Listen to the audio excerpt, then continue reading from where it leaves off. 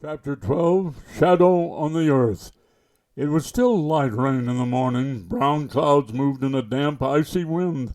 I felt a strange feeling when I opened my eyes when I thought that I would take part that day in a battle, although none of us expected a battle such as the one that wound up being fought. However, we were up and ready at first light, and when we opened the doors of our barn we heard the most divine music I have ever heard playing somewhere in the distance. We had formed into small groups to listen to it, like it was sweet, innocent, melancholic, but our sergeant burst out laughing when he saw how charmed we were. It's French music," he said, "and if you go up this way you'll see what many of you may never see again." We went up. The beautiful music was still reaching our ears. We stopped on a height which was a few steps from the barn.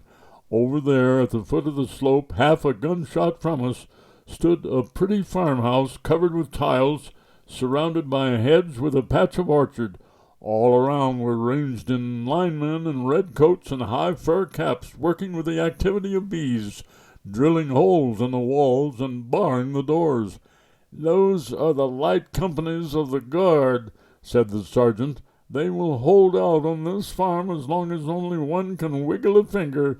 But look over, you will see the bivouac fires of the French." We looked across the valley toward the low ridge and saw 1,000 small yellow spikes of flame topped by a plume of black smoke rising slowly through the heavy air.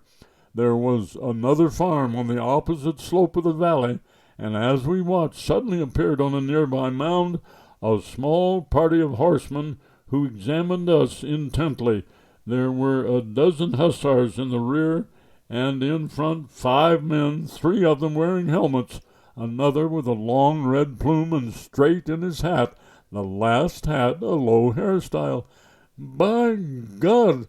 cried the sergeant. "It's him! It's Bonaparte, the one who rides the gray horse! Yes, I'd bet a month's pay." I widened my eyes to see him, this man who had spread over all of Europe this great shadow, which had plunged the nations into darkness for 25 years. This